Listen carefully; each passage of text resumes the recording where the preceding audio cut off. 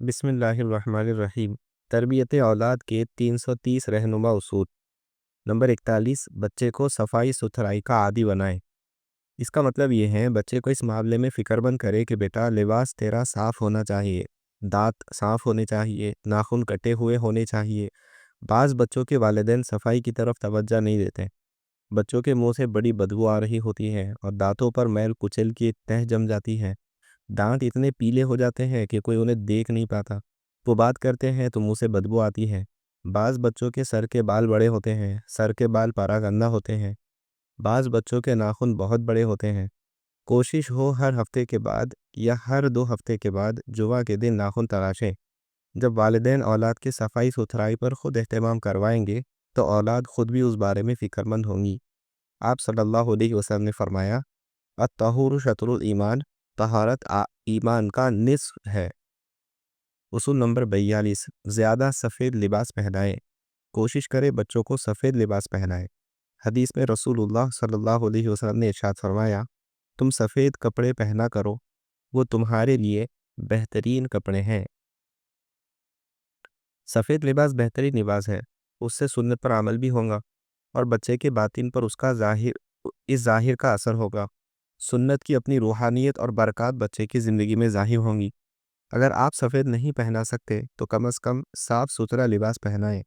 دیکھنے میں آیا ہے بعض بچوں کا لباس بہت گندا ہوتا ہے، لباس میں بدبو ہوتی ہے، پسینے کی بو ہوتی ہے، اس لیے مدرسے اور اسکول بھیجتے ہوئے نہلا کر اور خوشبو لگا کر بھیجا کرے۔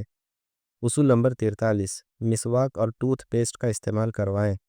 دانتوں کی صفائی کے لیے سب سے بہتر مسواک ہے۔ مسواک کرنا سنت عمل ہے۔ وضو کے وقت خصوصاً مسواک کا اہتمام کریں، پاکیزگی بھی ہوگی اور بہت سے امراض سے حفاظت ہوگی۔ والدین خود بھی اس کا اہتمام کریں اور بچوں سے بھی اہتمام کروائیں۔ مسواک یہ سنت عمل ہے۔ آپ صلی اللہ علیہ وسلم نے ارشاد فرمایا، مسواک کرنا منہ کی صفائی اور پروردگار عالم کی خوشنودی کا سبب ہے۔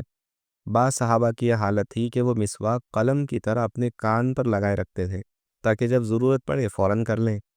امریکہ کی ایک ریاست میں ایک شخص کو منہ کا کینسر ہو گیا اور ان کے جتنے مسوڑے تھے ان مسوڑوں سے خون اور پیپ آ رہا تھا اور کافی علاج کیا لیکن کوئی افاقہ نہ ہوا۔ تو انہوں نے کہا، بظاہر یہی لگتا ہے اس بیماری کا علاج کوئی نہیں ہے۔ تو یہ شخص ایک مسلمان کے پاس گیا کہ تمہارے مذہب میں اس کا کوئی علاج ہے؟ تو اس مسلمان نے اس کو مسواک دی اور کہا، یہ ہمارے نبی کی سنت ہے۔ جب ہم وضو کرتے ہیں تو ہم مسواک کرتے ہیں، رات کو سوتے وقت بھی کرتے ہیں، صبح اٹھتے وقت بھی کرتے ہیں، تو تم بھی اس کا استعمال کرو، انشاءاللہ امید ہے تمہیں فائدہ ہوگا۔ انہوں نے اس کو مسواک دے دی۔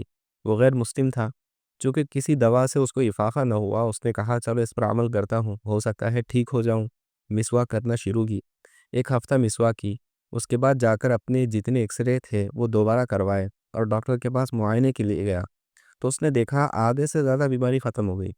اس نے کہا، آپ نے کیا علاج کیا، کون سی دوا کھائی ہے؟ کہا، دوائی تو کوئی نہیں کھائی، لیکن ایک مسلمان نے ایک لکڑی دی تھی، کہا اس کو اپنے دانتوں پر بلا کرو، یہ لکڑی بلتا ہوں، اس سے فائدہ ہو رہا ہے۔ تو انہوں نے اس پر تحقیق شروع کی اور اس نتیجے پر پہنچے کہ جس کو مسوڑوں کا کینسر ہو، مسوڑوں سے مسلسل خون اور پیپ آ رہا ہو اور یہ بند نہ ہو، تو وہ نہار منہ مسواک استعمال کریں، یہ کینسر اور بیماری ختم ہو جائیں گی۔ کتنا آسان علاج، 5 روپے کا مسواک، لاکھوں روپے لگا کر فائدہ نہ ہوا، 5 روپے کے مسواک سے فائدہ ہوا۔ تو مصنون اعمال میں اللہ تعالیٰ نے بڑی طاقت رکھی۔ آپ صلی اللہ علیہ وسلم کی سنت ہے۔ المومنین حضرت عائشہ صدیقہ فرماتی ہیں کہ آپ صلی اللہ علیہ وسلم رات دن میں جب بھی سو کر اٹھتے تو وضو سے پہلے مسواک کر دیں۔ آج کی سائنسی تحقیق یہ ہے کہ سوتے وقت دانتوں کو صاف کر کے سونا چاہیے۔ اس کی وجہ یہ ہے کہ دانتوں میں جو خلا ہوتی ہے اس خلا میں کھانے کے ذرات رہ جاتے ہیں۔ اب یہ پوری رات کام کرتے ہیں تو مسوڑوں کو نقصان پہنچتا ہے اور اس کے واسطے سے معدے کو نقصان ہوتا ہے۔ تو آپ دیکھیے حضور کی سنت کہ مسواک کر کے آدمی جب سوئے گا تو رات بھی تو دانت بھی محفوظ رہیں گے، مسوڑے بھی محفوظ رہیں گے۔ مسواک پکڑنے کا طریقہ، مسواک اس طرح پکڑنی چاہیے کہ چھوٹی انگلی مسواک کے نیچے کی طرف اور انگوٹھا اوپر کی جانب مسواک کے منہ کے نیچے اور باقی انگلیاں مسواک کے اوپر رہیں۔ مسواک داہنے ہاتھ سے کی جائے، یہ بھی مستحب ہے۔ بائیں ہاتھ سے مسواک کرنا شیطان کا فعل ہے۔ مسواک کرنے کی کیفیت، پہلے مسواک اوپر کے جبڑے میں داہنی طرف کی جائے، پھر اوپر کے بائیں جانب اس کے بعد نیچے کے جبڑے میں داہنی طرف اور بائیں طرف کرنا چاہیے۔ علامہ ابن نجیم رحمہ اللہ لکھتے ہیں، مسواک کرنے کی کیفیت یہ ہے کہ اوپر نیچے کے دانتوں پر اور تالو پر مسواک کی جائے اور داہنی طرف سے ابتدا ہو۔ کم از کم 3 مرتبہ اوپر اور 3 مرتبہ نیچے 3 بار پانی لے کر مسواک کی جائے۔ مسواک کرنے کے 16 فائدے ہیں۔ نمبر 1، مسواک کرنے والوں کے بالوں پر سفیدی دیر میں آتی ہے۔ نمبر 2، آنکھ کی بصارت تیز رہتی ہے۔ نمبر 3، موت کے علاوہ تمام بیماریوں کے لیے شفا ہے۔ نمبر 4، پلسیرات پر بخوبی گزرنے پر معاون ہے۔ نمبر 5، منہ کی پاکی و صفائی کا آلہ ہے۔ نمبر 6، پروردگار کی خوشنودی کا باعث ہے۔ نمبر 7، ملائکہ بھی خوش و راضی ہوتے ہیں۔ نمبر 8، دانتوں کو صاف کر کے بدبو وغیرہ کو دور کرتی ہے۔ نمبر 9، مسوڑوں کو مضبوط کرتی ہے۔ نمبر 10، کھانے کے ہضم میں معاون ہے۔ نمبر 11، بلغم کو دور کرتی ہے۔ نمبر 12، فصاحت پیدا کرتی ہے۔ نمبر 13، شیطان کو ناراض کرتی ہے۔ نمبر 14، روح بآسانی نکلنے پر معین ہے۔ نمبر 15، نیکیوں میں اضافہ ہوتا ہے۔ نمبر 16، سب سے بڑی خوبی موت کے وقت شہادتین کا یاد دلانا ہے۔ مسواک کے اہتمام کے ساتھ ساتھ دن میں کسی بھی وقت ٹوتھ برش کا استعمال کریں، اس سے بھی دانتوں کی صفائی ہو جاتی ہے۔ کھانے کے جو ذرات دانتوں میں رہ گئے وہ برش کے دندانوں سے نکل جاتے ہیں، منہ سے تعفن اور بدبو ختم ہو جاتی ہے اور انسان بہت سی بیماریوں سے محفوظ ہو جاتا ہے۔ نمبر 44، اپنے عمل کے ذریعے سے تربیت دیں۔ یہ بڑی اہم بات ہے، اپنے عمل کے ذریعے سے تربیت دیں۔ ہم لوگ صرف قولی طور پر کہتے ہیں بیٹا اذان ہو گئی ہے جاؤ نماز پڑھ لو، خود باپ موبائل دیکھ رہا ہے، باپ بیٹے سے کہہ رہا ہے بیٹا نشہ نہ کرو، اور خود باپ بیٹے کے سامنے سگریٹ پی رہا ہے، بیٹے سے کہتا ہے جھوٹ نہ بولو، خود موبائل پر اس کے سامنے جھوٹ بول رہا ہے، بیٹا غیر محرم کو نہ دیکھو، باپ خود موبائل پہ فلمیں ڈرامے دیکھ رہا ہے، بیٹا سود حرام ہے، رشوت کا پیسہ نہ لو، بیٹے کو پتا ہے باپ کا کاروبار ہی اس پر چل رہا ہے، تو پھر بیٹے کی زندگی میں تبدیلی کہاں سے آئیں گی؟ تو تربیت عملی طور پر ہوتی ہے۔ عمل کیا، اذان ہو گئی، بیٹے سے کہا چلو بیٹا، دونوں باپ بیٹے مسجد کی طرف چل پڑے، تلاوت کا وقت ہے بیٹا قرآن اٹھاؤ، دونوں تلاوت کر رہے ہیں، جمعہ کا وقت ہے چلو بیٹا ساتھ چلتے ہیں، دونوں صف اول پہ موجود ہیں، بیٹے کی زبان پر جھوٹ ہے، فوراً ٹوکے، نہیں بیٹا ہمیشہ سچ بولنا ہے۔ عملی طور پر جب تربیت ماں باپ شروع کریں گے، خود پہلے عمل کریں گے، تو پھر اولاد کو کہنا نہیں پڑے گا، اولاد خود بخود ٹھیک ہو جائے گی۔ ان کی حسن تربیت کا نتیجہ پھر اولاد کی زندگی میں نظر آئے گا۔ اصول نمبر 45، حد سے زیادہ ملامت اور عتاب نہ کریں۔ حد سے زیادہ بچوں کو ملامت اور عتاب اور سزا نہ دیں۔ عموماً دیکھنے میں آتا ہے جرم کم ہوتا ہے سزا زیادہ دیتے ہیں، جرم چھوٹا سا ہوتا ہے بے عزتی اور اس کی عزت نفس بہت زیادہ مجروح کرتے ہیں۔ جتنا اس سے جرم ہوا ہے اتنی ہی اس کو ملامت کی جائے، اتنا ہی اس کو تنبیہ کی جائے، اس میں افراط تفریط ہوتا ہے، عموماً اس کا لحاظ نہیں رکھا جاتا، بہت زیادہ بچے کو مارا جاتا ہے، ڈانٹا جاتا ہے، اس کی عزت نفس مجروح کی جاتی ہے۔ عموماً دیکھنے میں آتا ہے بعض بچے اس طرح باغی ہو جاتے ہیں۔ ہمارے علاقے کا واقعہ ہے، ایک شخص کا بیٹا گم ہوا اور وہ پھر 4 مہینے کے بعد ملا، اور وجہ کیا بنی؟ والد مجھ سے پوچھ رہا تھا کہ کوئی وظیفہ بتائے کہ میرا بیٹا لوٹ آئے، تو میں نے اس کو ایک وظیفہ بتایا۔ میں نے پوچھا آپ کا بیٹا گھر سے بھاگا کیوں؟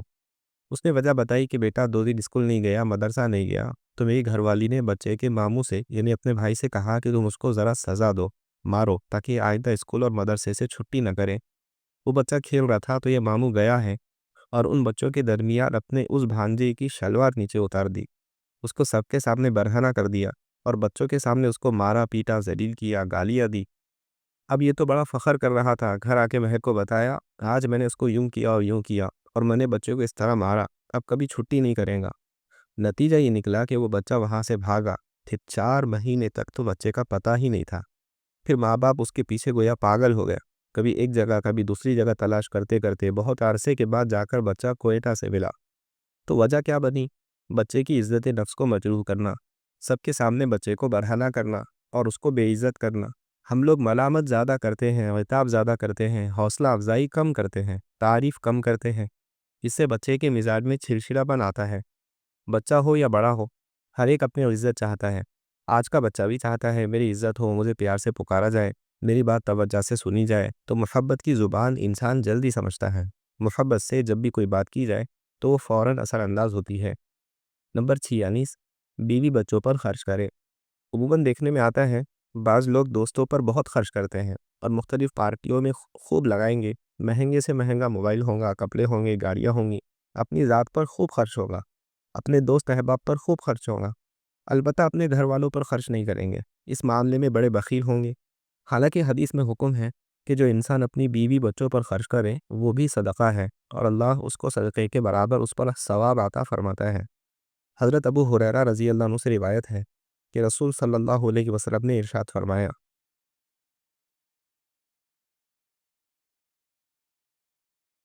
ایک دینار جو تم نے راہ خدا میں خرچ کیا، ایک دینار جو تم نے غلام پر خرچ کیا، ایک دینار جو تم نے کسی مسکین کو صدقہ کیا، اور ایک دینار جو تم نے اپنے اہل و عیال پر خرچ کیا، سب سے بڑا اجر ہے جو تم نے خرچ کیا اپنے اہل و عیال پر۔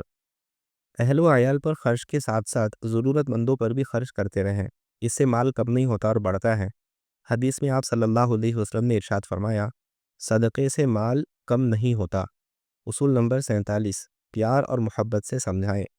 بچے کو جب سمجھانا ہو محبت سے سمجھایا جائے، اپنے قریب کر کے محبت بھرے لہجے میں سمجھایا جائے۔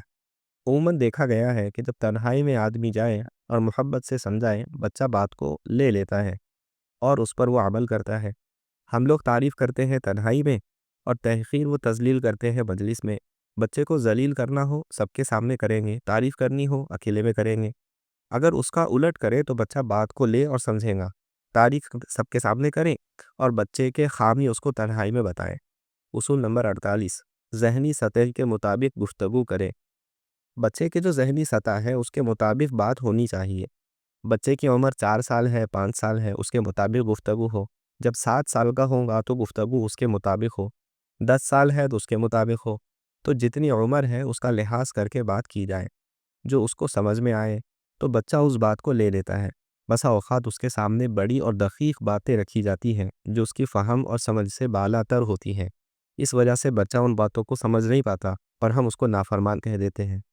اصول نمبر 49، بچوں کو سچ بولنے کا عادی بنائیں۔ یہ بہت اہم وصف ہے۔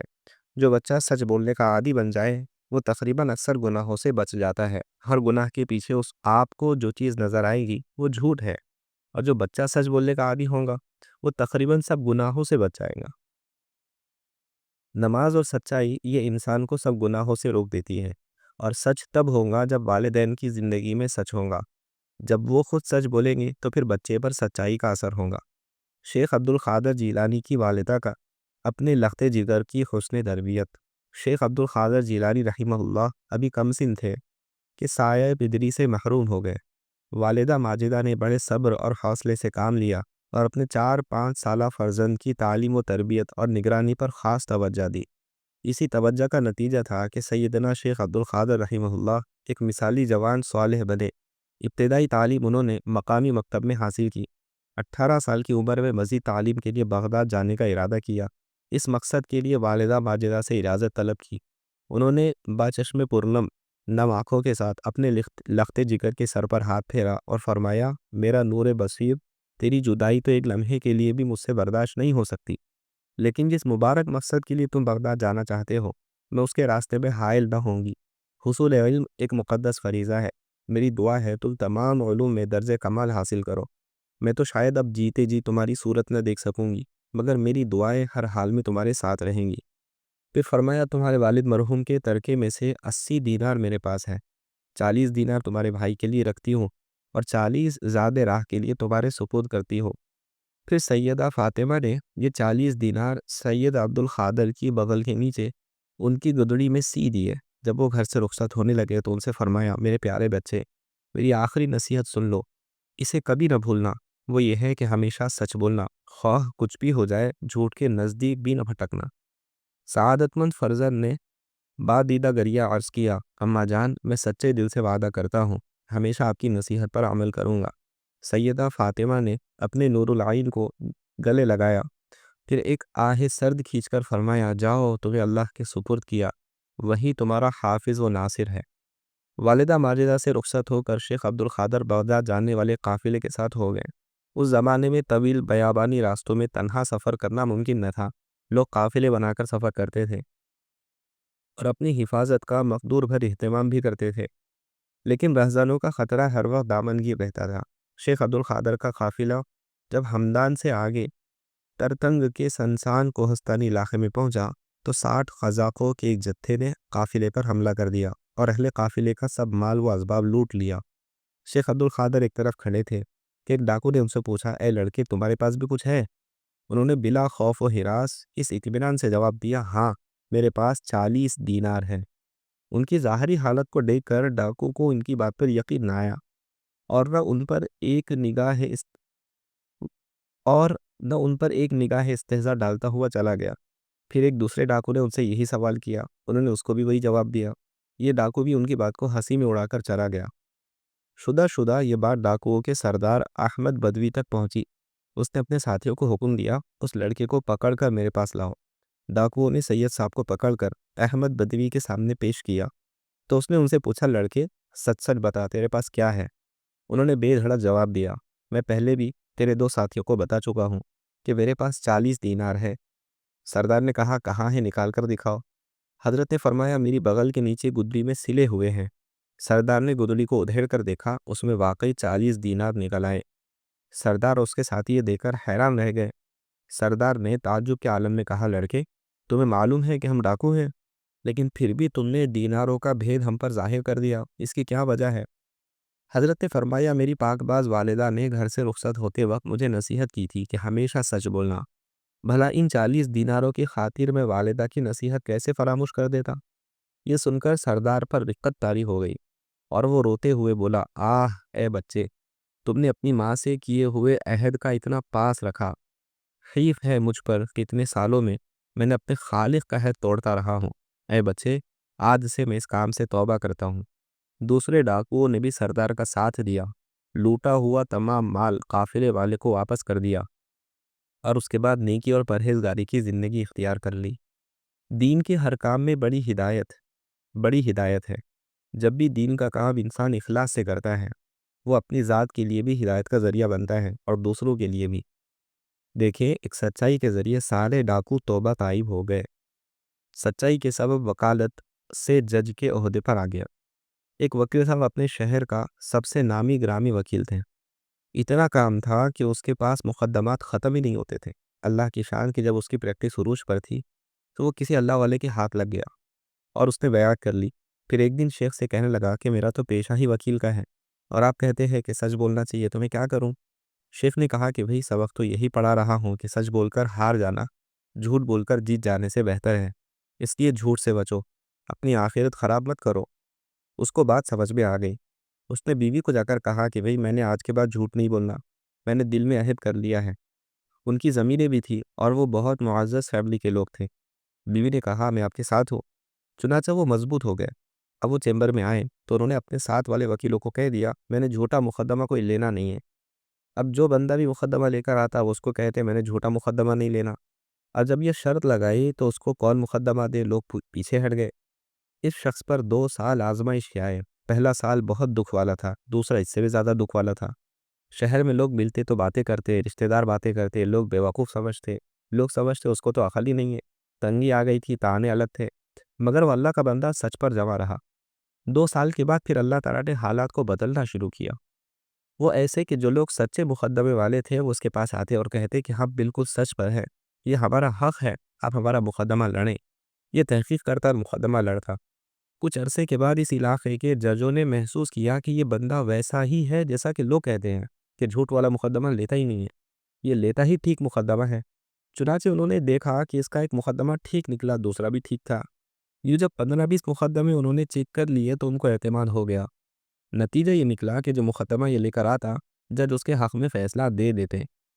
اب جو سچ پر تھے اور امیر تھے وہ بھی آنے لگ گئے، کیونکہ لوگوں کو پتہ لگ گیا تھا کہ یہ جس مقدمے کو بھی لے جائے گا، جج اس کی شکل دیکھتے ہی اس کے حق میں فیصلہ کر دے گا۔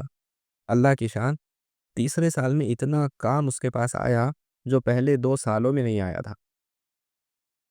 وہ اس نے جو 3 سالوں میں، اللہ کی شان، تیسرے سال میں اتنا کام اس کے پاس آیا جو پہلے 2 سالوں میں نہیں کمایا تھا، وہ اس نے 1 سال میں کما لیا۔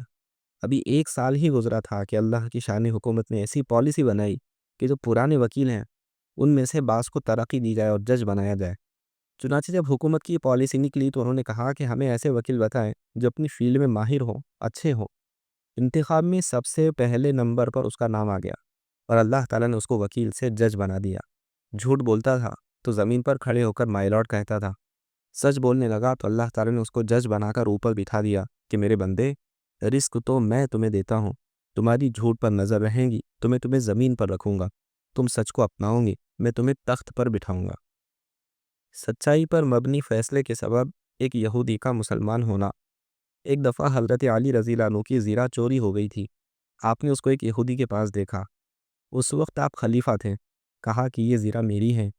یہودی نے کہا میری ہے۔ دیکھیے خلیفہ کے مقابلے میں ایک رعیت کا آدمی کس بے باکی سے کہتا ہے کہ یہ میری چیز ہے۔ یہ اسلام ہی کے قوانین کی وجہ سے اس کی ضرورت تھی، کیونکہ جانتا تھا کہ بادشاہ کے صرف کہنے سے یہ زیرہ ان کی نہ ہو جائیں گی۔ دیکھیے اسلام کی کتنی خوبی ہے کہ غیر قوموں کو بھی اس سے نفع ہوتا ہے۔ اب تو یہ حال ہے کہ خود مسلمان بھی اس سے نفع نہیں لیتے۔ غرض آپ نے قاضی کے پاس جا کر دعویٰ کیا۔ اس وقت شریح تابعی رحمہ اللہ قاضی تھے، وہ آپ کے ماتحت تھے۔ اب دیکھیے ادھر آپ بادشاہ اور حضرت علی رضی اللہ عنہ کے فضائل اور ان کی خصوصیتوں کو دیکھ کر کہیں یہ احتمال ہو سکتا ہے کہ آپ جھوٹ بول سکتے ہیں؟ ہرگز نہیں۔ مگر اس کے باوجود حضرت شریح رحمہ اللہ یہودی کے مقابلے میں حضرت علی رضی اللہ عنہ سے پوچھتے ہیں کہ آپ کے پاس کوئی گواہ ہے؟ اب حضرت علی رضی اللہ عنہ نے کہا اگر ہم بھی ہوتے ہیں اور ہمارا کوئی شاگرد یا مرید قاضی ہو اور وہ ہم سے گواہ طلب کرے تو ہم کہتے کیوں جی کہ ہم جھوٹ بولتے ہیں؟ مگر وہاں تو یہ بات نہ تھی، وہ تو اسلامی قوانین کے پابند تھے۔ چنانچہ حضرت علی رضی اللہ عنہ نے گواہ پیش کیے، ایک تو قمبر جو آپ کے آزاد شدہ غلام تھے، اور ایک آپ کے بیٹے امام حسن رضی اللہ عنہ۔ قاضی شریح رحمہ اللہ نے کہا، غلام آزاد شدہ کی تو شہادت معتبر ہے اور لڑکی کی شہادت باپ کے حق میں قبول نہیں۔ حضرت شریح رحمہ اللہ کا مذہب یہی ہے کہ اولاد کی شہادت باپ کے حق میں قبول نہیں۔ اس مسئلے میں اختلاف ہے کہ اولاد کی شہادت معتبر ہے یا نہیں۔ حضرت علی رضی اللہ عنہ کا مذہب یہ تھا کہ معتبر ہے، اس لیے ان کو پیش کیا، اور قاضی شریح رحمہ اللہ کے نزدیک معتبر نہیں، اور قاضی فیصلے کے وقت اپنے ہی مذہب پر عمل کرے گا، نہ کہ بادشاہ کے مذہب پر۔ اس لیے شریح رحمہ اللہ نے حکم دیا کہ زیرہ یہودی کی ہے۔ حضرت علی رضی اللہ عنہ مقدمہ ہار کر عدالت سے ہنسی خوشی نکل آئے، کوئی تکدر رنج نہیں ہوا۔ یہودی نے دیکھا باوجود یہ کہ یہ بادشاہ ہے مگر میرے مقابلے میں ان کا لحاظ نہیں کیا گیا۔ اس نے کہا اگر یہ مذہب سچ نہ ہوتا تو اس میں اتنی حقانیت و برکت اور نورانیت نہ ہوتی۔ بس کلمہ شہادت پڑھ کر کہا حضور آپ ہی کی زیرہ ہے، میں مسلمان ہوتا ہوں۔ حضرت علی رضی اللہ عنہ نے کہا اب میں نے تم کو ہبہ کر دی۔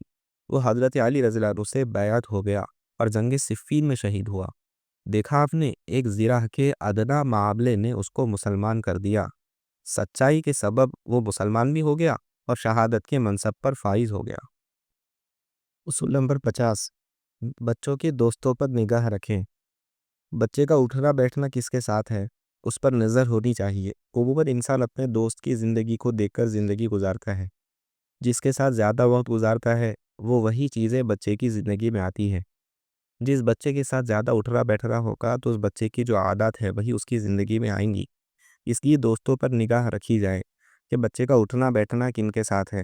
حدیث میں آتا ہے رسول اللہ صلی اللہ علیہ وسلم نے ارشاد فرمایا، اچھے اور بری ساتھی کی مثال ایسی ہے جیسے مشک والا اور لوہاروں کی بٹھی۔ مشک کے پاس بیٹھنے سے مشک والے کے پاس سے تم بغیر فائدے کے واپس نہ ہوں گے، یا تو اسے خریدو گے یا اس کی بو پاؤں گے، اور لوہار کی بھٹی بھی تیرے جسم کو یا تیرے کپڑے کو جلا دے گی، یا تم اس کی بدبو سونگو گے۔ یعنی نیک صحبت سے اگر کامل نفع نہ ہوا تب بھی کچھ تو ضرور ہو جائے گا، اور بد صحبت سے اگر کامل ضرر نہ ہوا تب بھی کچھ تو ضرور ہو جائے گا۔ اچھے لوگوں کی صحبت کو تشبیہ دی مشک اور خوشبو سے، تو انسان خوشبو نہ بھی خریدے، خوشبو والے کی دکان پر بیٹھا رہتا ہے تو خوشبو اس کو محسوس ہوتی رہتی ہے۔ اور برے آدمی کی مثال دی ہے جس طرح کے لوہار کی بھٹی ہے، اگر آدمی وہاں چلا جاتا ہے کچھ نہ بھی خریدے تو بھی بدبو آتی رہتی ہے، تعفن بھی ہوتا ہے، دھواں بھی ہوتا ہے، کوئی چنگاری اٹھی تو نقصان بھی ہوتا ہے۔ رسول اللہ صلی اللہ علیہ وسلم نے ارشاد فرمایا، آدمی اپنے دوست کے دین پر ہوتا ہے، بس ہر ایک دیکھ لے کہ کس سے دوستی کرتا ہے۔ آپ دیکھ لے آپ کے بیٹے کا رجحان کدھر ہے، کس ساتھی سے اس کا دل لگتا ہے۔ اگر وہ اچھا ہے تو تمہارا بیٹا اچھا ہے، اگر وہ برا ہے تو کہیں اس کے اثرات آپ کے بیٹے پر نہ پڑ جائے۔ لوگ آسانی سے کہہ دیتے ہیں کہ دوست ہے مگر اس کے طریقے پر نہیں ہے، یہ جھوٹ ہے۔ صحبت کا اثر تو پڑتا ہی ہے۔ آپ چور کے ساتھ رہیں گے تو چوری نہ صحیح ہیرا پھیری تو کریں گے ہی، آپ جھوٹے کے ساتھ رہیں گے تو جھوٹ نہ صحیح مبالغہ تو کریں گے ہی، کتنا ہی آپ اپنے آپ کو بچائیں۔ عموماً ہم ابتدا میں کہتے ہیں کوئی بات نہیں ہے، بچہ ہے، کھیلتا ہے، کودتا ہے۔ ہم ابتدا میں اس کی غلطیوں کو نظر انداز کرتے ہیں، محاسبہ اور باز پرس نہیں کرتے۔ بچہ رفتہ رفتہ بری عادات اور نشوں میں آگے بڑھتا ہے۔ پہلے یہ تھالیاں کھا رہا ہوتا ہے، پھر آگے یہ گٹکا کھاتا ہے، پھر ماوا ہوتا ہے، پھر دسوار ہوتی ہے، پھر سگریٹ ہوتا ہے، پھر چرس ہوتی ہے، پھر افیون ہوتی ہے، پھر شراب ہوتی ہے، اور پھر وہ قاتل اور ڈاکو بن جاتا ہے، اور پھر والد کسی مجلس پہ جانے کے قابل نہیں رہتا۔ تو ابتدا میں جب کاٹا نہ جائے تو پھر وہ جھاڑیاں بن جاتی ہے، پھر وہ جنگل بن جاتا ہے، پھر اس کو سنبھالنا بہت مشکل ہوتا ہے۔ اس لیے ابتدا سے جب آدمی بیج صحیح رکھ لے اور عمارت کی پہلی بنیاد ٹھیک رکھ دے تو ساری عمارت ٹھیک ہوتی ہے، ورنہ ساری عمارت ٹیڑھی ہوتی ہے۔ اصول نمبر 51، سزا آخری راستہ ہے، یعنی سزا بالکل آخر میں ہونی چاہیے۔ بچے کو سب سے پہلے پیار سے سمجھائیں، اگر پیار سے نہ سمجھیں تو والد اس سے ناراض ہو جائیں، بچے سے بات نہ کریں۔ اب وہ خود سمجھ جائیں گا میرا والد تو مجھ سے بات نہیں کر رہا، تو آئندہ وہ غلطی نہیں کریں گا۔ والد اس کے ساتھ اٹھنا بیٹھنا کم کر دیں، اس کی طرف توجہ کم کر دیں، خرچہ مانگی دے دیں، لیکن پیار محبت سے ذرا بات نہ کریں، اس سے ذرا خفا خفا رہیں۔ اب سمجھدار بچہ ہوگا، محسوس کریں گا، ماں سے کہیں گا آئندہ میں غلطی نہیں کروں گا، آپ والد صاحب کو منا لو، تو سزا دینے کی نوبت ہی نہیں آئیں گی۔ سزا بالکل آخری حربہ ہے، ہم نے سزا کو سب سے پہلے رکھا ہے، سزا سب سے آخر میں ہے۔ اس لیے بیوی کی اصلاح میں بھی قرآن نے ہمیں پہلا طریقہ یہی بتایا کہ اسے نصیحت کرے۔ نصیحت سے بات سمجھ آ جائیں گی، نہ ہو تو نمبر 2 بستر الگ کرے، اس سے بھی بات نہ ہو، تیسری صورت میں مارنے کی اجازت ہے، لیکن وہاں بھی شریعت نے قیود لگائے کہ ایسا مارنا پیٹنا نہ ہو جس سے جسم پر نشان لگ جائیں، اور ایسا مارنا نہ ہو جس سے جسم پر داغ آ جائے، کوئی ہڈی وغیرہ ٹوٹ جائے۔ تو بہرحال جہاں تک ممکن ہو ان تمام ذرائع کو استعمال کیا جائے، اگر ان سے بھی نہ ہو تو معمولی سزا دی جائے۔ بعض بچوں کو والد کا غصے سے دیکھنا ہی کافی ہوتا ہے، بعض کے ایک آدھ تھپڑ ہی کافی ہوتا ہے۔ فطرتی غصے میں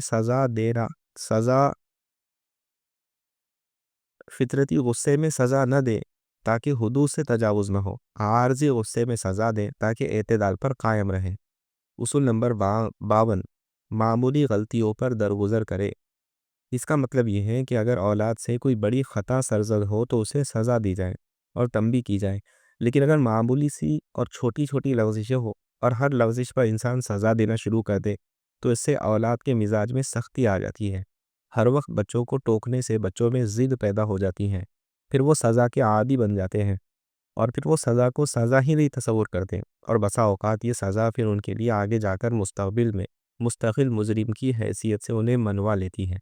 اس لیے معمولی کوئی بات ہو تو چونکہ یہ ان کی زندگی کا ابتدائی دور ہے، ناشعوری کا زمانہ ہے، فہم اور استعداد کم ہے، بصیرت اور عقل کے اعتبار سے کمی ہے، اس لیے اگر معمولی کوئی بات ہو جائے تو اس پہ درگزر کیا جائے۔ ہاں اگر بار بار غلطی کی جائے تو محبت سے اسے سمجھا دیا جائے۔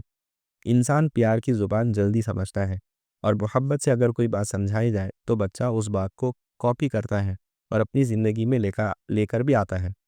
حضرت مفتی محمد شفیع صاحب رحمہ اللہ کا بڑا عجیب و غریب طریقہ تھا۔ حضرت تربیت فرماتے تھے تو بات بات پر ٹوکتے نہیں تھے، ہاں البتہ نظر رکھتے تھے کہ کس نے کب کیا کیا، اور اس کی باتیں ذہن میں رکھتے تھے کہ آج اس نے یہ گڑبڑ کی، کل اس نے فلاں غلطی کی۔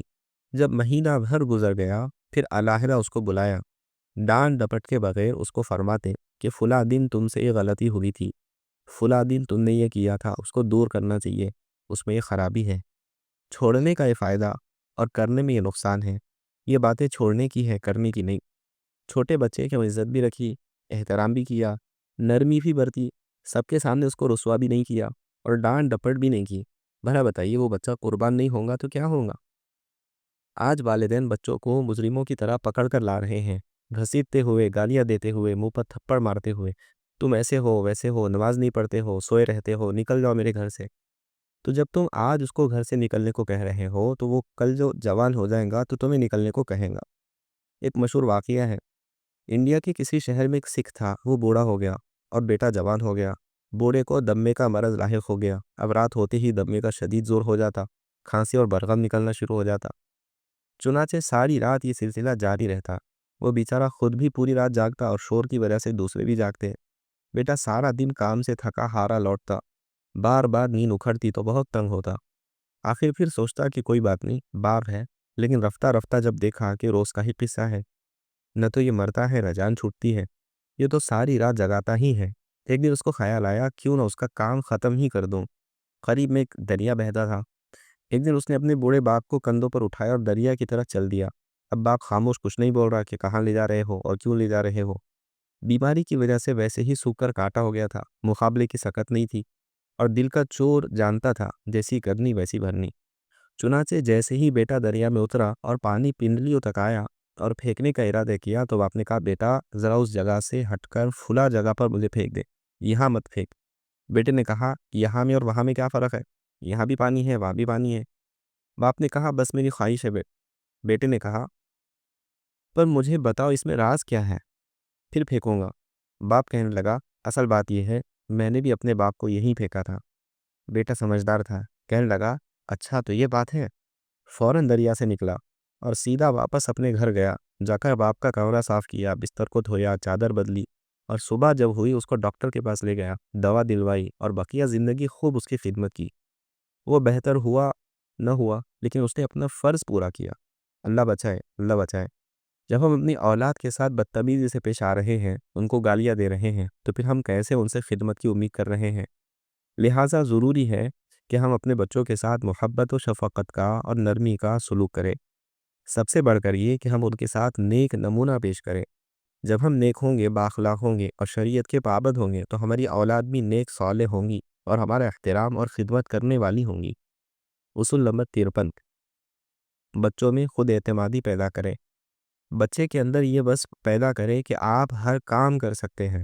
بیٹے کو بتایا جائے کہ بیٹا آپ نماز پڑھ سکتے ہو، آپ کے اندر امانت داری کا وصف بھی موجود ہے، لکھائی پڑھائی کا وصف بھی ہے، آپ امتحان میں پوزیشن بھی لے سکتے ہیں، آپ کا حافظہ اچھا ہے، آپ آگے بھی بڑھ سکتے ہو، آپ قرآن بھی حفظ کر سکتے ہو، احادیث کو بھی یاد کر سکتے ہو۔ عموماً بعض والدین ابتدا سے بچے کو کہتے ہیں یہ تو نکما ہے، یہ بیوقوف ہے، یہ کسی کام کا نہیں، یہ نالائق ہے، پیدا نہ ہوتا تو اچھا تھا، اس پر تو ہم نے ویسے ہی وقت ضائع کیا، ہمارا مال اور وقت اس پر بیجا خرچ ہوا۔ جب ابتدا ہی سے بچے کو تانے دیے جائیں اور اس کی خود اعتمادی ختم کر دی جائے، اس کے اوصاف کو نکھارا نہ جائے، تو پھر یہ بچہ آگے بڑھ کر پروان نہیں چڑھتا، ہماری امیدوں پر پورا نہیں اترتا۔ حضرات سلف میں یہ بات تھی کہ وہ بچے میں خود اعتمادی پیدا کرتے تھے، بچے کو وظائف سکھاتے، اعمال سکھاتے، خود بھی اہتمام کرتے، بچپن سے انہیں بھی اس کا عادی بناتے۔ امام غزالی رحمہ اللہ نے ایک واقعہ ذکر فرمایا، ایک بڑے بزرگ گزرے ہیں، حضرت سہل بن عبداللہ تستری رحمہ اللہ، ان کے ماموں تھے، محمد بن سوار رحمہ اللہ۔ یہ فرماتے ہیں کہ میرے ماموں جب رات کو تہجد کے لیے اٹھتے تھے، میں بھی ماموں کے ساتھ اٹھ جاتا اور میں دیکھتا کہ میرے ماموں کے رات کے معمولات کیا ہیں، وہ اٹھ کر کیا کرتے ہیں۔ تو جب ماموں نے دیکھا کہ بھانجا رات کو اٹھتا ہے، مجھے دیکھتا ہے، تو وہ جب عبادت کرتے، ان کو اپنی دائیں طرف بٹھا دیتے اور ان کو 3 نصیحتیں کرتے، بیٹا جب رات کو سونے لگو تو یہ تصور کیا کرو کہ اللہ میرے ساتھ ہے، اللہ مجھے دیکھ رہا ہے، اللہ رب العزت ہر انسان کی ہر بات پر باخبر اور مطلع ہے۔ سہل بن عبداللہ تستری رحمہ اللہ کہتے ہیں، جب بھی میں رات کو بستر پر آتا، میں تینوں باتوں کا تصور کرتا۔ نمبر 1، اللہ ہر وقت میرے ساتھ ہے۔ نمبر 2، اللہ مجھے دیکھ رہا ہے۔ نمبر 3، اللہ رب العزت ہر انسان کی ہر بات پر مطلع ہے اور کوئی چیز اس سے پوشیدہ نہیں۔ جب بچہ ہر دن رات کو یہ تصور کرتا تو فرمایا، جب 1 سال گزر گیا، میرے ماموں نے کہا، وہ جو میں نے تمہیں بتایا تھا تو اس کا اہتمام کرتے ہو؟ فرمایا، جی اہتمام کرتا ہوں، مجھے تو اس میں بڑی لذت آتی ہے۔ فرمایا، اب اسے 7 مرتبہ دہرایا کرو۔ 1 سال تک میں دہراتا رہا، پھر فرمایا اسے 11 مرتبہ دہراؤ۔ اب میں رات سوتے وقت 11 دفعہ دہراتا، تو کہا میرا ذہن یہ بن گیا کہ اللہ ہر وقت مجھے دیکھ رہا ہے۔ تو اب میں کبھی بھی کوئی گناہ کا کام نہیں کرتا تھا۔ چونکہ ہر وقت اللہ رب العزت انسان پر باخبر اور مطلع ہے، اور ہر وقت یہ مستحضر ہوتا ہے، تو اس لیے تو اس میں گناہوں سے تو اس لیے میں گناہوں سے بچ گیا، اور بچپن ہی سے میں عبادت کا عادی بن گیا۔ ہم تو بچے کو ڈراتے ہیں انسانوں سے، جانوروں سے، بیٹا چڑیل آ جائیں گی، کالی بلی، کالا کتا موجود ہیں، فلا جن موجود ہیں، تمہیں کھا جائیں گا۔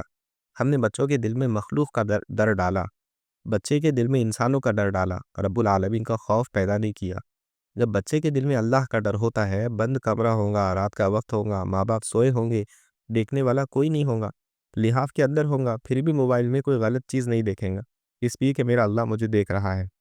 جب یہ تصور بچے کے دل میں بچپن میں اٹھا دیا گیا کہ اللہ تجھے دیکھ رہا ہے، ہر وقت تیرے ساتھ تیرا رب موجود ہے، کبھی بھی بچہ گناہ کا کام نہیں کرے گا۔ اس لیے وہ یہ سمجھتا ہے کہ والدین کو نہیں پتا، تو جو کام میں کرنا چاہوں کر سکتا ہوں۔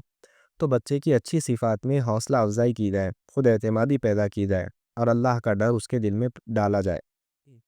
اصول نمبر 54، بچے کی حوصلہ افزائی کریں۔ بچہ اگر کوئی اچھا کام کرے تو اس کے لیے تعریفی کلمات کہنے چاہیے۔ بچہ نماز پڑھ کے گھر لوٹا، دوسرے بچوں کے سامنے تعریف کر دے، آج میرے بیٹے نے صف اول میں نماز پڑھی، آج اس نے فجر کی نماز پڑھی ہے، آج اس نے الحمدللہ تلاوت کی، ذکر کے حلقے میں بیٹھا، مسجد میں تعلیم ہو رہی تھی، تعلیم کے حلقے میں بیٹھا۔ تو جب بچے کی حوصلہ افزائی ہوگی، وہ آگے بڑھے گا۔ عموماً والدین نکتہ چینی بہت کرتے ہیں، تنقید بہت کرتے ہیں، تعریف نہیں کرتے۔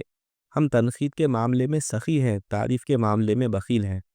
تنقید میں ہم رائی کے دانے کو پہاڑ بنا دیتے ہیں، تعریف میں پہاڑ کے برابر بھی ہو تو معمولی سا کر کے پیش کرتے ہیں۔ ہمارے مزاج میں اعتدال نہیں ہے، اس وجہ سے بچے کے اندر جو صفات ہے وہ نکھر کر سامنے نہیں آتی۔ اور جو والدین حوصلہ افزائی کرتے ہیں، بچے کی بات بات پر اس کی تعریف کرتے ہیں، خوش ہوتے ہیں، اور اس کے ساتھیوں میں اس کا تذکرہ کرتے ہیں، تو بچہ آگے بڑھتا ہے اور دن بدن وہ ترقی کرتا جاتا ہے۔ اصول نمبر 55، تعریف کر کے نیک اعمال کی ترغیب دیں۔ بچے کی تعریف کر کے اسے نیک اعمال کی ترغیب دیں۔ اس کا مطلب یہ ہے اس میں جو اچھے اوصاف ہیں ان کا تذکرہ کیا جائے، پھر اسے کسی نیک عمل کی طرف راغب کیا جائے۔ اس کی مثال ہمیں صحیح بخاری میں ملتی ہے۔ نبی اکرم صلی اللہ علیہ وسلم نے حضرت حفصہ رضی اللہ تعالی عنہا سے فرمایا، تمہارے بھائی عبداللہ بہترین شخص ہے، کاش وہ رات تہجد بھی پڑھتے۔ ترجمہ، عبداللہ تو بہترین انسان ہے، کاش وہ رات تہجد کی نماز بھی پڑھتا۔ جب یہ بات حضرت عبداللہ بن عمر رضی اللہ عنہ کو پتہ چلی تو پھر اتنا تہجد کا اہتمام کرتے کہ ان کے صاحبزادے حضرت سالم رحمہ اللہ فرمانے لگے، فَقَانَ بَعْدُ الْلَيَامُ مِنَ اللَّيْلِ إِلَّا قَلِيلًا۔ پھر ہم نے دیکھا کہ ہمارے والد رات کا تھوڑا حصہ آرام کرتے تھے اور زیادہ تر حصہ رات کو قیام میں، عبادت میں گزار دیتے تھے۔ تو آپ صلی اللہ علیہ وسلم کی حوصلہ افزائی کر کے نے حوصلہ افزائی کر کے نیک اعمال کی ترغیب دی، اور اس ترغیب کا اثر یہ ہوا کہ وہ بچہ اپنی زندگی میں وہ عمل لے کر آتا اور زندگی پر اس کا پابند رہتا۔ اصول نمبر 56، بچوں کو زندگی کا مقصد بتائیں۔ والدین بچپن ہی سے اولاد کو زندگی کا مقصد بتائیں کہ بیٹا زندگی کا مقصد اللہ اور اس کے رسول کی اطاعت ہے اور اس کی رضا حاصل کرنا ہے۔ اللہ تعالیٰ نے ہمیں اس دنیا میں بھیجا ہے تاکہ ہم اپنے اعمال سے اس کی رضا حاصل کر سکیں، یہی سب سے بڑا مقصد ہے، اور ہر انسان اس امتحان میں ہے۔ قرآن کریم میں اللہ تعالیٰ نے مختلف مقامات پر ذکر کیا ہے کہ اس نے انسان کو آزمائے جانے کے لیے پیدا کیا۔ چنانچہ سورہ ملک میں اللہ تعالیٰ کا ارشاد ہے، اللہ نے موت اور زندگی اس لیے پیدا کی تاکہ وہ تمہیں آزمائے کہ تم میں سے عمل میں زیادہ بہتر کون ہے۔ یہ امتحان کس چیز کا ہے؟ گھروں اور گاڑیوں کا، بہترین گریڈوں اور نمبروں کا؟ نہیں، بلکہ یہ دیکھنا ہے کہ کون بہترین عمل کرنے والا ہے۔ اس کا نتیجہ کب آئے گا؟ نتیجہ آخرت میں آئے گا۔ کامیاب دراصل وہ ہے جو دوزخ سے بچ جائے اور جنت میں داخل کر دیا جائے۔ جب امتحانات گزر جائیں گے اور پورا انعام و ثواب وصول ہو جائے گا تو انسان ان تمام سختیوں کو بھول جائے گا جو اس نے جھیلی تھی۔ بیٹا، ایسی زندگی جس کا کوئی مقصد نہ ہو ایسے ہی ہے جیسے ایک جسم ہو جس میں روح نہ ہو، یا ایک قافلہ ہو جس کی کوئی منزل نہ ہو۔ لیکن اللہ تعالیٰ نے تو ہمیں بھٹکنے کے لیے پیدا نہیں کیا۔ ہماری زندگیاں ایک خوبصورت معنی خیز مقصد کی حامل ہے، جو ایک مرتبہ واضح ہو جائے تو بہت ساری الجھنیں دور ہو جاتی ہیں۔ اصول نمبر 57، بچوں کی جائز خواہشات پوری کی جائے۔ شریعت نے حکم دیا ہے گھر والوں کی اخراجات، بچوں کے اخراجات، والدین کے اخراجات، ماتحتوں کے اخراجات انسان کے ذمے ہیں۔ ان کی جائز خواہشات اور حاجات کو اپنی وسعت اور گنجائش کے مطابق پورا کرتا رہے، یہ بھی ایک صدقہ ہے۔ تو صدقات صرف وہ نہیں جو انسان کسی اور پر کرے، جو انسان اپنے اہل و عیال پر، اپنی جان پر جو خرچ کرے وہ بھی صدقہ ہے۔ آپ صلی اللہ علیہ وسلم نے اس کو بھی صدقہ قرار دیا۔ تو بعض لوگ دوستوں کے معاملے میں بڑے سخی ہوتے ہیں، بڑے مہنگے ہوٹلوں میں دوستوں کو 10 15 15 ہزار کا کھانا کھلا دیں گے، 20 ہزار کے گفٹ دے دیں گے، ہزاروں روپیے تفریح میں لگا دیں گے، تفریح گاہوں میں مختلف شہروں کے علاقوں کے سفر میں لگا دیں گے، لیکن اپنی اولاد کا، گھر والوں کا معاملہ آئے گا تو ایک ایک پائی کا حساب لیں گے۔ تو گھر میں بڑے بخیل ہیں، لوگوں میں بڑے سخی ہیں۔ دین کی تعلیمات یہ ہیں کہ انسان اپنی ذات پر، اپنے گھر والوں پر اپنی وسعت کے مطابق خرچ کرتا رہے۔ حضرت ثوبان رضی اللہ عنہ سے مروی ہے کہ نبی کریم صلی اللہ علیہ وسلم نے فرمایا، سب سے افضل دینار وہ ہے جو آدمی اپنے اہل و عیال پر خرچ کرے۔ اصول نمبر 58، مرحلہ وار تربیت کریں۔ بچے کی تربیت مرحلہ وار ہوتی ہے، یعنی بچپن ہی سے ہوتی ہے۔ جو تربیت ابتدا سے ہو وہ اصل ہے۔ اگر ہم انتظار کریں کہ بچہ بالغ ہوگا پھر تربیت کریں گے، شادی ہو جائے گی پھر کریں گے، تو پھر تربیت نہیں ہوتی۔ عمارت جب بنتی ہے تو پہلی اینٹ ہی اگر درست رکھی گئی تو دیوار پوری درست ہوگی۔ ابتدا میں اگر درخت کو سیدھا نہیں کیا گیا تو وہ ٹیڑھا ہی رہتا ہے۔ تو بچے کے بچپن ہی سے تربیت شروع کر دینی چاہیے، اور آدھا گھنٹہ کم از کم اولاد کو دینا چاہیے۔ بچہ بچپن ہی سے بہت سارے آداب سیکھتا ہے، اور انہی آداب و ہدایت پر زندگی کے آخری لمحات تک کاربند رہتا ہے۔ اس لیے تربیت کرنے والے کے لیے ضروری ہے کہ وہ اس عظیم وقت سے ہرگز غافل نہ ہو، کیونکہ انہی بچپن کے ایام میں ہی بچے کے اخلاق کی درستگی ہو سکتی ہے۔ دراصل یہ اولاد والدین کے پاس امانت ہے، اس کو جس طرف مائل کرنا چاہو وہ مائل ہو جاتی ہے۔ اگر اچھی عادت ڈال دی گئی اور تعلیم سے مزین کر دیا گیا تو وہ دنیا و آخرت دونوں میں نیک بخت شمار ہوگی، اور اس کے ثواب میں والدین، معلم شریک ہوں گے۔ اور اگر اسے بری عادت پڑ گئی، اس کا بوجھ اس کے مربی اور ذمہ دار پر بھی ہوگا۔ آج ہم سب کو وقت دیتے ہیں، اپنے بچوں کو وقت نہیں دیتے۔ دیکھیں، لوگوں کی تعلیم دینے کے لیے ہم جاتے ہیں، سفر بھی کرتے ہیں، لوگوں کو سکھاتے ہیں۔ اپنی بیوی بچوں کو کبھی تعلیم نہیں دی، جس کے بارے میں ہم سے پوچھا جائے گا۔ یا ایھا الذین آمنوا قوا انفسکم واہلیکم نارا، اے ایمان والو، اپنے آپ کو اور اپنے بیوی بچوں کو جہنم کی آگ سے بچاؤ۔ اپنے بچوں کو کبھی ترغیب نہیں دی، کبھی انہیں درس نہیں دیا، کبھی انہیں تعلیم نہیں دی، کبھی ہاتھ سے پکڑ کر مسجد لے کر نہیں آئے، کبھی ہاتھ سے پکڑ کر مدرسے میں قاری صاحب کے پاس نہیں بٹھایا، کبھی اس سے مسنون دعائیں نہیں سنی، کبھی اس سے نماز نہیں سنی۔ لوگوں سے نمازیں سنی، لوگوں کو دین کی دعوت دے دی، اپنی اولاد سے بے خبر ہے۔ چراغ تلے اندھیرا ہے، جس کے بارے میں سوال ہونا ہے اس کے بارے میں تو کوئی فکر ہی نہیں۔ آج ساتھی الحمدللہ یہ اچھی فکر بندی ہے، معاشرے کے بارے میں سوچتے ہیں، لیکن دعوت گھر سے شروع ہوگی۔ سب سے پہلے اپنی ذات کے بعد بیوی بچے، گھر کے بعد خاندان۔ قرآن ہمیں بتاتا ہے، سب سے پہلے اپنی ذات، اپنے آپ کو جہنم سے بچاؤ۔ جب خود ٹھیک ہو گئے، اب بیوی بچوں کو جہنم سے بچاؤ۔ جب گھر ٹھیک ہو گیا، اب اپنے رشتہ داروں کو ٹھیک کرو۔ حضرت عبداللہ بن عمر رضی اللہ عنہ سے روایت ہے، فرماتے ہیں میں نے حضور اقدس صلی اللہ علیہ وسلم کو فرماتے ہوئے سنا، کلکم راعٍ، تم میں سے ہر شخص نگہبان و ذمہ دار ہے، اور ہر شخص سے قیامت کے روز اس کی ذمہ داری اور نگہبانی کے بارے میں سوال ہوگا۔ امام یعنی سربراہ حکومت ذمہ دار ہے، اور اس سے اس کی رعیت کے بارے میں آخرت میں سوال ہوگا کہ تم نے ان کے ساتھ کیسا برتاؤ کیا، ان کی کیسی تربیت کی، اور ان کے حقوق کا کتنا خیال رکھا۔ اور مرد اپنے گھر والوں کا، بیوی بچوں کا نگراں اور نگہبان ہے۔ قیامت کے روز اس سے سوال ہوگا کہ بیوی بچے جو تمہارے سپرد کیے گئے تھے، ان کی کیسی تربیت کی، ان کے حقوق کس طرح ادا کیے۔ عورت اپنے شوہر کے گھر کی نگہبان ہے، جو چیز اس کی نگہبانی میں دی گئی ہے اس کے بارے میں اس سے قیامت کے روز سوال ہوگا کہ تم نے اس کی کس طرح نگہبانی کی۔ اور نوکر اپنے آقا کے مال میں نگہبان ہے، اس سے اس بارے میں سوال ہوگا۔ اس حدیث کا منشا یہ ہے کہ بات صرف باپ اور اولاد کی حد تک محدود نہیں، بلکہ زندگی کے جتنے شعبے ہیں ان سب میں انسان کے ماتحت کچھ لوگ ہوتے ہیں۔ مثلا گھر کے اندر اس کے ماتحت بیوی بچے ہیں، دفتر میں اس کے ماتحت کچھ افراد کام کرتے ہوں گے، اگر کوئی دکاندار ہے اس دکان میں اس کے ماتحت کوئی آدمی کام کرتا ہوگا، اگر کسی شخص نے فیکٹری لگائی ہے اس فیکٹری میں اس کے ماتحت کچھ عاملہ کام کرتا ہوگا۔ یہ سب اس کے ماتحت اور تابع ہے، لہٰذا ان سب کو دین کی بات پر چلانا اور ان کو دین کی طرف لانے کی کوشش کرنا انسان کے ذمے ضروری ہے۔ یہ نہ سمجھے کہ میں اپنی ذات یا اپنے گھر والوں کی حد تک ذمہ دار ہوں، بلکہ جو لوگ تمہارے زیر دست اور ماتحت ہیں ان کو تم دین کی بات بتاؤ گے تو وہ تمہاری بات کا بہت زیادہ اثر لیں گے، اور اس اثر کو وہ لوگ قبول کریں گے۔ اور اگر تم نے ان کو دین کی بات نہیں بتائی تو اس میں تمہارا قصور ہے، اور اگر وہ دین پر عمل نہیں کر رہے ہیں تو اس میں تمہارا قصور ہے کہ تم نے ان کو دین کی طرف متوجہ نہیں کیا۔ اس لیے جہاں کہیں جس شخص کے ماتحت کچھ لوگ کام کرنے والے موجود ہیں ان تک دین کی باتیں پہنچانے کی فکر کرے۔ آج ہمارے بعض ساتھی لوگوں کے لیے بہت فکر مند ہیں، اس لیے مشورے کرتے ہیں، بہت ہی اعلیٰ فکر ہیں، لیکن اس فکر کی ابتدا درست نہیں۔ اس کی ابتدا اپنے گھر سے کرنی چاہیے۔ گھر والوں میں دین آ جائیں، 24 گھنٹے میں سے روزانہ کچھ وقت اپنی اولاد کے لیے نکالیں۔ اس وقت میں کوئی کتاب پڑھ کر سنا دیں، کوئی وعظ پڑھ کر سنا دیں۔ جب گھر کا ماحول درست ہو جائے پھر رفتہ رفتہ آگے بڑھنا ہے، اپنے علاقے والوں کو، بستی والوں کو، خاندان والوں کو دین سے جوڑنا ہے۔ بعض ساتھی ہوتے ہیں باہر کے لیے فکر مند، اپنے گھر والوں کا معاذ اللہ غیروں کے ساتھ تعلق ہے، غیروں کی آمد ہو رہی ہے۔ ایسے واقعات بھی ہم نے سنے کہ بعض ساتھی گھر میں تربیت کا ماحول نہیں تھا تو ان کے گھر والیوں نے عزت کو داغدار کر دیا۔ ایسے واقعات خود ہم نے اس مسجد میں سنے۔ اس کے بعد طلاق کی نوبتیں آ گئی۔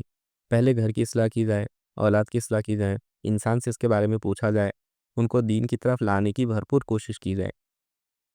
پھر اگر وہ نہیں آتے تو پھر آدمی اس کا مکلف نہیں، لیکن اپنی کوشش تو کی جائے۔ اس معاملے میں ہماری سستی ہے۔